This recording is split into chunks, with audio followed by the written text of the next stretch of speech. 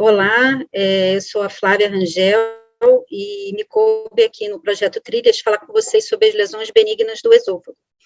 É um grupo muito grande de lesões, então o objetivo é fazer um apanhado geral e não exatamente esgotar o assunto de cada lesão, e também falar das lesões mais prevalentes, tá bom? Com relação às lesões benignas do esôfago, normalmente elas são um achado incidental, uma endoscopia digestiva alta que foi feita por uma outra indicação. Raramente elas são sintomáticas e a presença delas se relaciona à indicação da endoscopia. É um grupo heterogêneo de lesões que pode se originar de qualquer parte da parede do esôfago, e algumas vezes as lesões que a gente vê na endoscopia, na verdade, são de origem extraesofagiana. Então, a gente vai fazer uma abordagem geral sobre os aspectos clínicos e endoscópicos, em alguns casos, conversar sobre o diagnóstico diferencial e falar especificamente da conduta de alguma delas. Começando pelas lesões epiteliais, a mais comum de todas é a acantose glicogênica.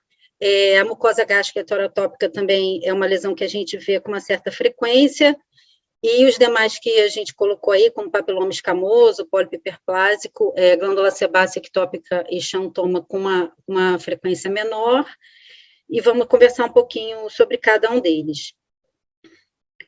A mucosa gástrica heterotópica é uma lesão que ela ocorre no terço superior do esôfago, logo abaixo do crícon faríngeo, tipicamente, né?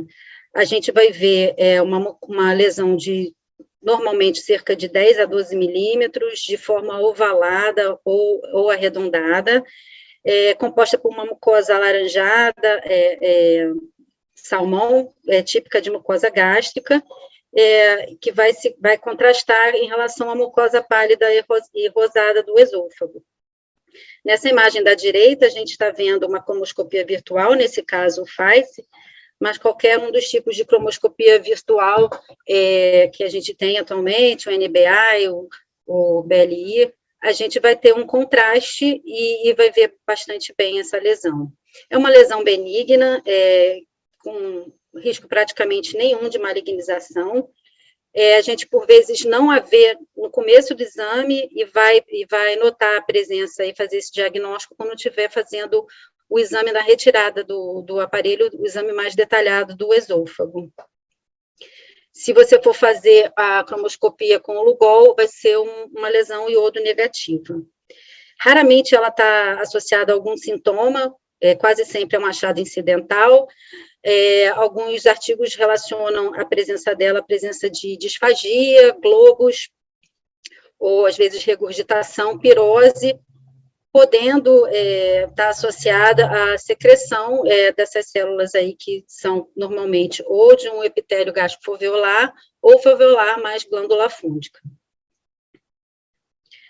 A acantose glicogênica é um achado bastante frequente nas endoscopias digestivas altas, normalmente são lesões múltiplas, levemente elevadas, brancas, de superfície suave, normalmente inferiores a 1 centímetro, podem ser ovaladas, arredondadas, às vezes tem uma forma um pouco diferente, mais geográficas, e ela consistem de uma hiperplasia escamosa associada a um acúmulo de glicogênio nas células. Com o corante Lugol, por causa desse acúmulo de glicogênio, você vai ver que elas vão ficar bem coradas, mais do que a mucosa normal adjacente. Uma lesão também benigna, que não necessita de nenhum acompanhamento.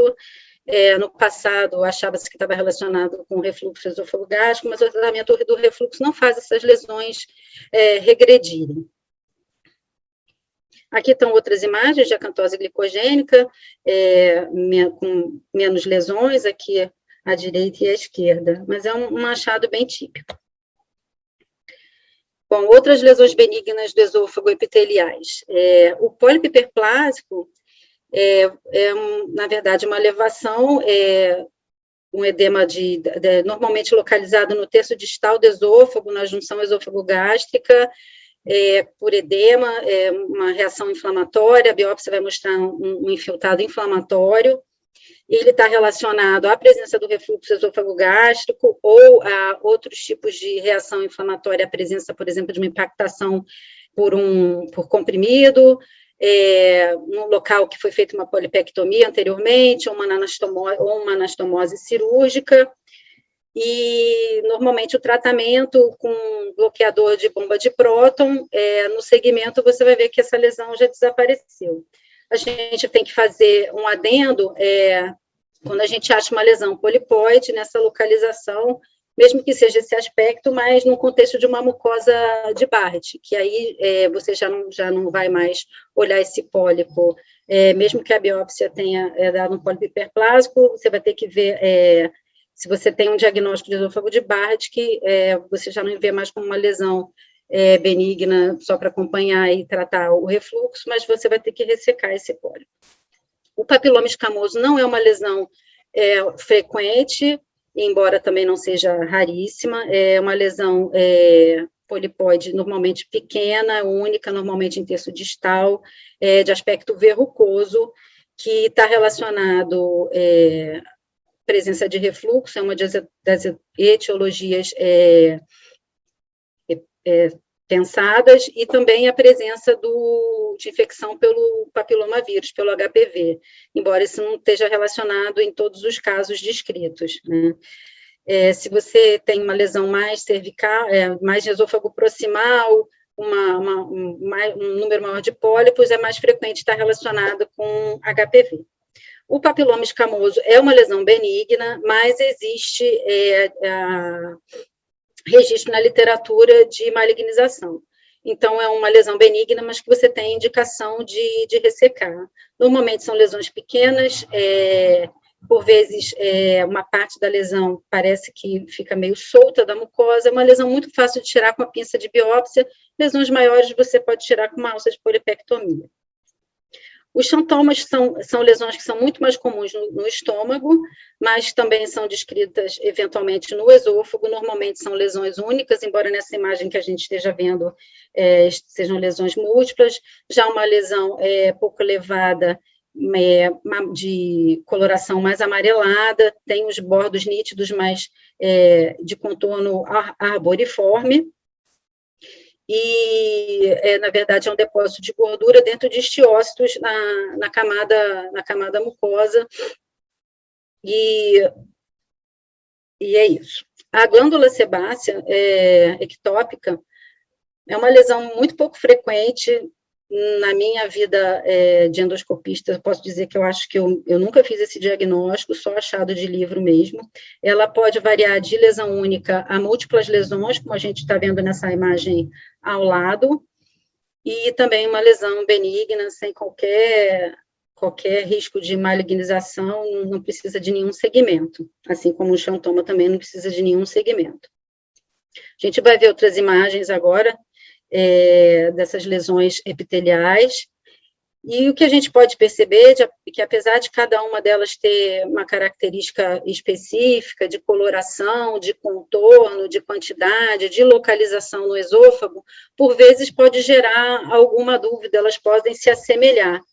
Mas a gente, na lesão epitelial, a gente tem uma vantagem muito grande, que é a facilidade de fazer uma biópsia simples, a biópsia com uma pinça fórceps habitual, e a gente ter o diagnóstico histopatológico.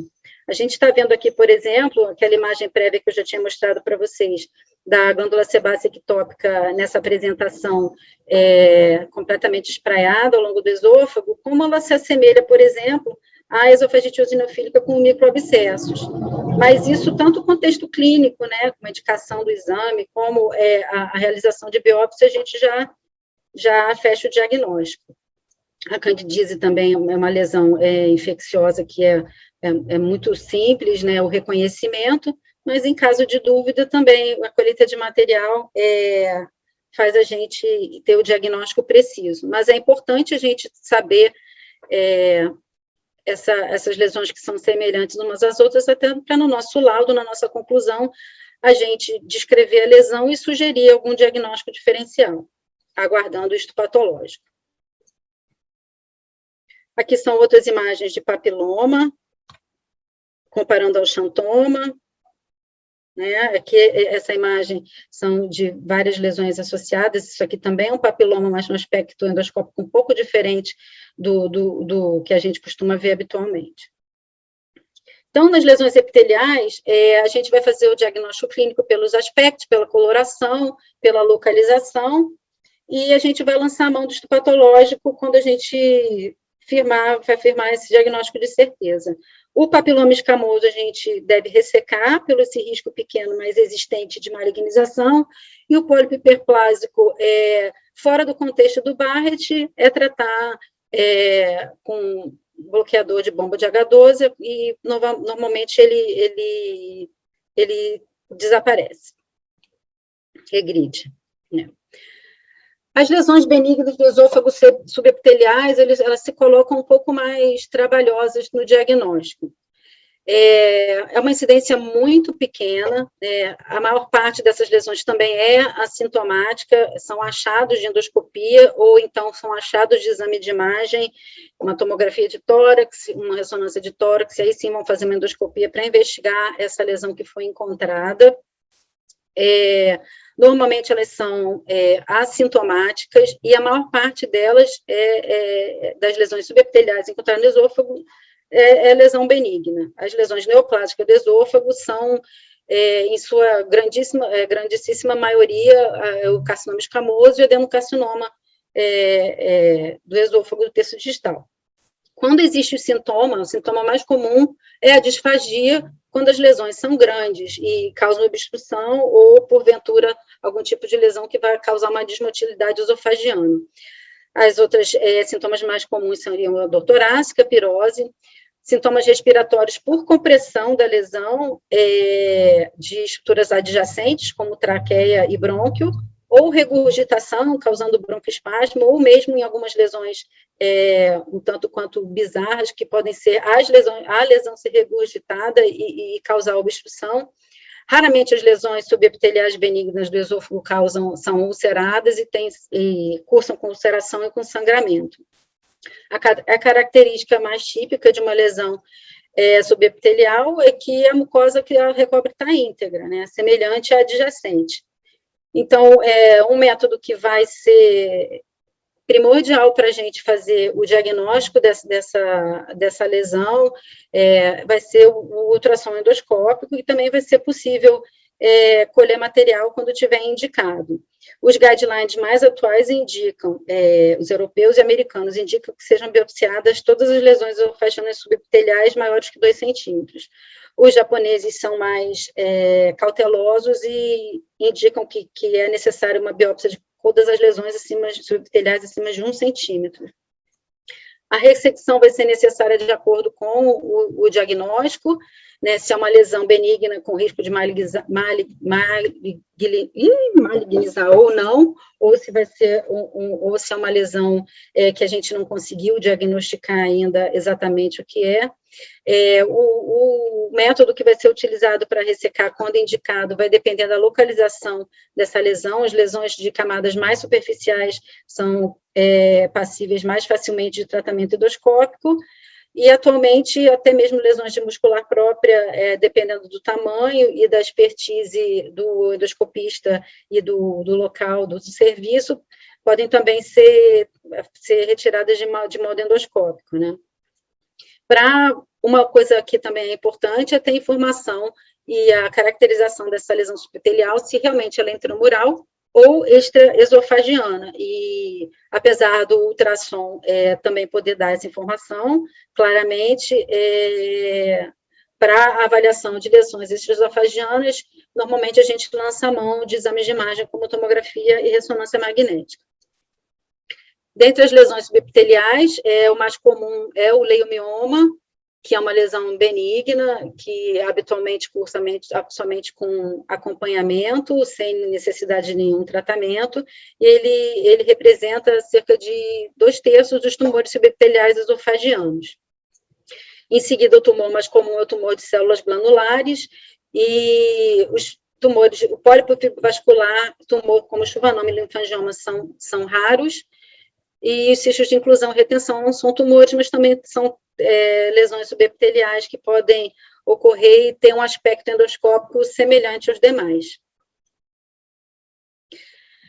A principal preocupação quando se encontra uma lesão submucosa subepitelial no esôfago você ter esse diagnóstico de leiomioma e afastar que seja o GIST, né? Porque o GIST, apesar de raramente ele se localizar no esôfago, é uma lesão que tem um comportamento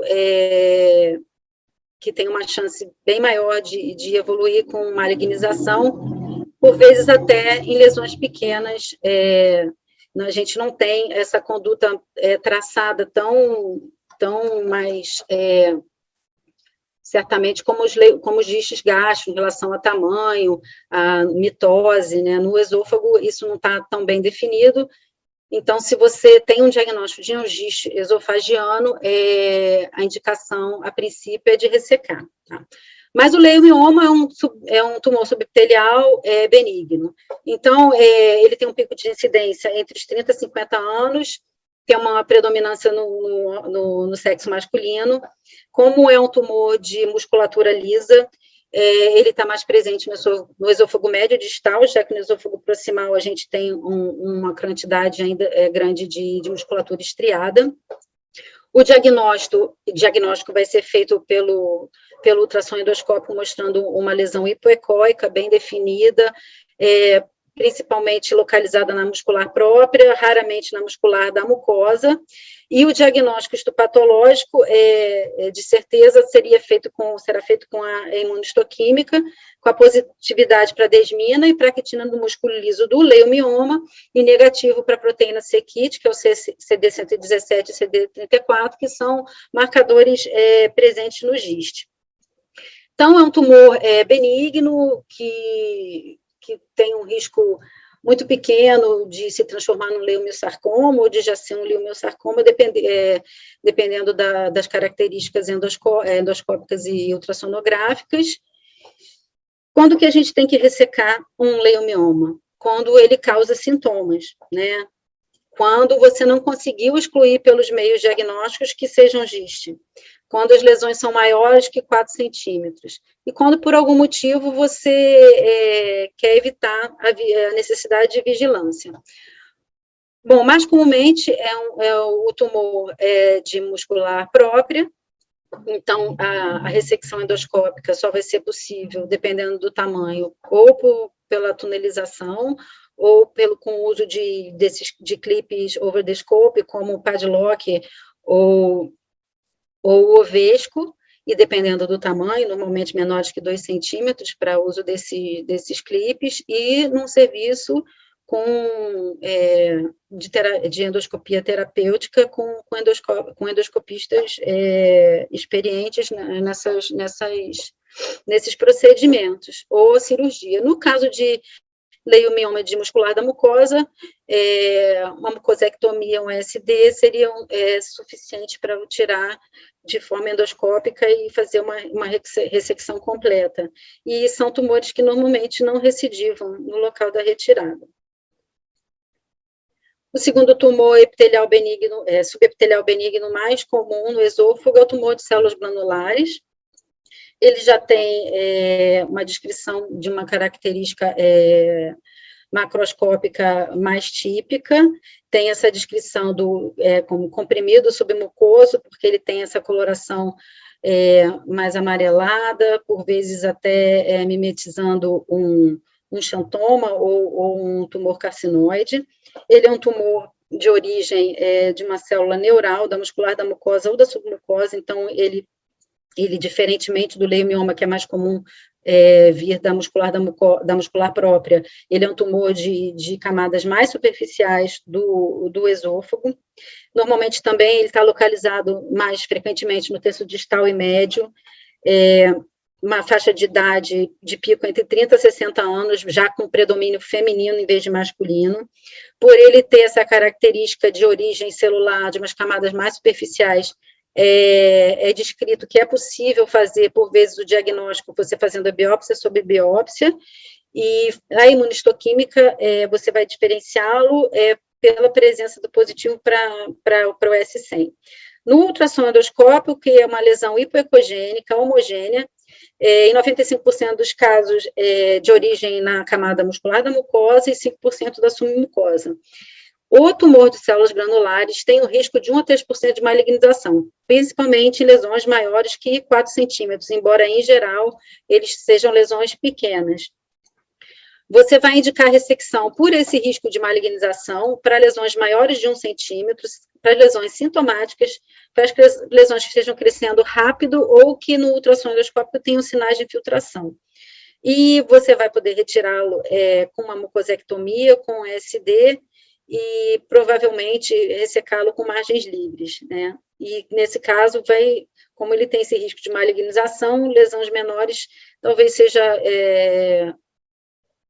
bom você fazer a ressecção para evitar a necessidade de segmento desses tumores. Tumor muito raro no esôfago é o schwannoma, né? Que é o tumor da célula de Schwann, é um tumor neurogênico muito raro. Ele é uma lesão mais proximal, em contrapartida ao tumor de células granulares, tem uma predominância no sexo masculino, é um tumor que tem origem na submucosa, pode variar de meio centímetro até 16 centímetros, embora também as lesões sejam menores. Ele também é positivo para o S100 e raramente maligniza. A gente deve acompanhar os tumores menores de 2 centímetros, e pode ressecar endoscopicamente, mas ele é de mucoso, mais uma camada um pouquinho mais profunda, pode ser possível tirar com a USD ou com a tunelização. Como a gente pode ver aí nessas imagens, essa primeira aqui, você vê que ele é muito parecido com um leiomioma, né, porque é uma protusão para a luz do órgão, com uma base larga, com um ângulo aqui reto, poderia ser, no caso do leiomioma, o tumor, essa angulação aqui ou é reto ou é uma angulação mais oblíqua, né, é menos polipóide, com a base mais larga. Aqui esse schwannoma tem um aspecto parecido.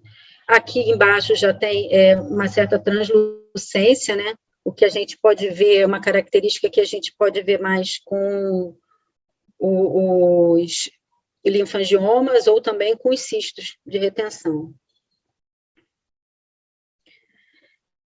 Uma lesão benigna subepitelial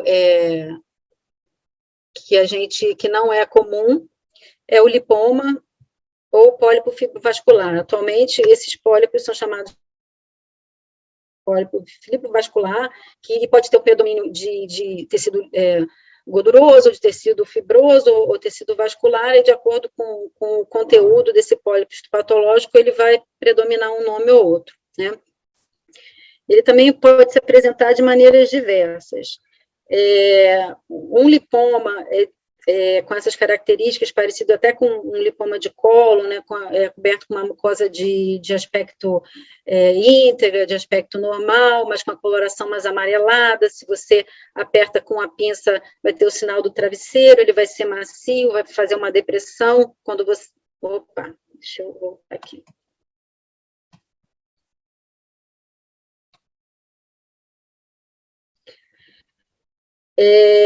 Mas você também tem esse outro tipo de lipoma, de pólipo fibrovascular, que ele vai estar localizado, a origem dele vai ser mais cervical, e por causa da peristalse, ele vai criando um pedículo, pode crescer para tamanhos bem grandes, e pode migrar para o estômago ou ser regurgitado, né? E aí, esse caso, até, apesar de ser um tumor benigno, tem uma indicação de retirar, né? Esse tipo de lipoma aqui não precisa fazer nada, né? A gente vai ter esses sinais característicos na própria endoscopia, né? O sinal do travesseiro, a coloração amarelada, e no ultrassom endoscópico você vai ver uma lesão hiperecóica, homogênea, com limites precisos, e raramente ele vai ser polipóide, como esse que eu descrevi aqui, esse pólipo fibrovascular aqui cervical. É desnecessária biópsia ou segmento, e você vai ressecar só no caso de lesões muito grandes e sintomáticas. Um outro tumor raro também, subepitelial o linfangioma, que, como a gente já viu, que tem esse aspecto também recoberto com uma mucosa de aspecto normal, uma área mais translucente. Oh, meu Deus, de novo aqui.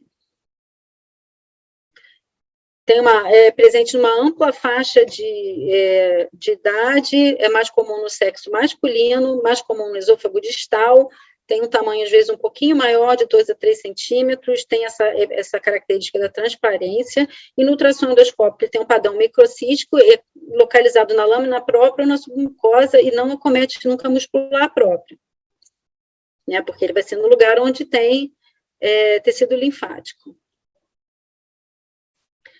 Então, algumas coisas assim para se acrescentar, para a gente lembrar das lesões subepiteliais, né? Alguma coisa que a gente pode fazer durante a endoscopia. A gente pode pegar a pinça de biópsia e sentir a consistência da lesão, né? Sentir se essa lesão ela se move junto com o epitélio quando você mexe o epitélio ou se ela fica fixa, já sugerindo que é uma lesão mais profunda, né? Uma lesão sólida e que seja menos móvel pode sugerir um leiomioma, um giste, um tumor granular. O tumor granular é uma lesão com a consistência um pouco aumentada. Já as lesões menos sólidas, como linfoma, linfangioma, ou conteúdo líquido, como lesão cística, quando você deprimir com a pinça, vai fazer uma depressão central ou vai mover esse conteúdo mais líquido para as laterais, né? O ultrassom endoscópico, vamos afirmar que é imprescindível nessas lesões subepiteliais para você ter o diagnóstico da camada de origem, e com padrão ecogênico você vai poder definir a etiologia dessa lesão e ficar mais ou menos tranquilo com o segmento ou precisar ressecar essa lesão. Normalmente no esôfago está mais indicado o uso de probe, porque as lesões normalmente são pequenas, são melhor abordadas pelo probe, e você define melhor as camadas porque o probe tem uma frequência maior, esse ultrassom, e consegue definir, identificar melhor as camadas da parede esofagiana. Então, os leumiomas de muscular da mucosa e os tumores de células granulares, como a gente já falou, se eles são mais superficiais, você pode conseguir fazer o diagnóstico de biópsia com a biópsia padrão, fazendo biópsia sobre biópsia. Por vezes, se você biopsia um lipoma e um linfangioma, você pode expor o tecido, tirando, como se você fosse fazendo um descapeamento da lesão, e você pode ver o tecido embaixo, pode te sugerir melhor o tecido mais típico, tanto gorduroso quanto do tecido linfático, linfangioma. E a imunohistoquímica vai ser de um auxílio muito grande nessas lesões, né? Porque vai diferenciar um leiomioma de um giste, de um schwannoma, de um tumor de células granulares. E reforçar que é recomendado o diagnóstico patológico das lesões subepiteliais, maior de que 2 centímetros, de acordo com os guidelines americanos e europeus, e é maior que 1 centímetro, de acordo com os japoneses, para você excluir o giste. Outras lesões subepiteliais, mas nesse caso, extraesofágicas, que eu gostaria de chamar a atenção, que são as compressões extrínsecas, né? Vou chamar a atenção de duas aqui, os cistos de duplicação, que são anomalias congênitas do desenvolvimento embrionário, né? Então, você vai ter a compressão e o abalamento da parede do esôfago por uma duplicação do órgão, ou do esôfago mesmo, ou de órgãos adjacentes, como a traqueia. Raramente vai ter uma comunicação entre esses lumes, mas isso pode acontecer. Você tem esse diagnóstico mais frequente em crianças, no adulto você faz esse diagnóstico geralmente abaixo dos 50 anos, né? O epitélio que vai recobrir esse tipo de duplicação, ele pode secretar e vai ter um aumento do seu volume, que vai causar a compressão. O diagnóstico geralmente é feito por exame de imagem ou pelo ultrassom endoscópico, você só vai tratar em caso de sintoma. A disfagia aórtica é uma entidade descrita normalmente em idosos que tem essa queixa de disfagia e que na endoscopia você nota uma compressão extrínseca no esôfago torácico proveniente de uma aorta alongada ou de um aneurisma de aorta. Mas nesse caso específico aqui foi um caso do nosso hospital, lá do Hospital Municipal Souza Aguiar, que a minha colega Denise Pepe fez esse exame, a gente estava junto no dia. Nesse caso aqui, a queixa da paciente não era disfagia, foi uma queixa de hemorragia digestiva, e a gente se deparou com essa lesão, que era um aneurisma de aorta, roto para o esôfago. Nesse caso, ele estava tamponado nesse momento do exame, né, graças a Deus, mas resolvi botar essa imagem para ilustrar a compressão extrínseca, nesse caso, com um aneurisma de aorta, mas que pode acontecer com outras lesões, mas de lesão benigna, normalmente são os cistos de duplicação e disfagia aórtica. Outras lesões que são benignas, mas que não se encaixam muito bem nas lesões que a gente descreveu antes, são as membranas, e a mais comum de todas é o anel de Schatzky, que seria um espessamento fibro-cicatricial da mucosa, normalmente de até 3 milímetros, e na junção esôfago-gástrica, e muitas vezes a gente rompe esse anel quando a gente faz endoscopia digestiva. Ele pode ou não estar associado à disfagia, normalmente quando o lumen diminui menos de 11 milímetros, ele pode estar associado à disfagia.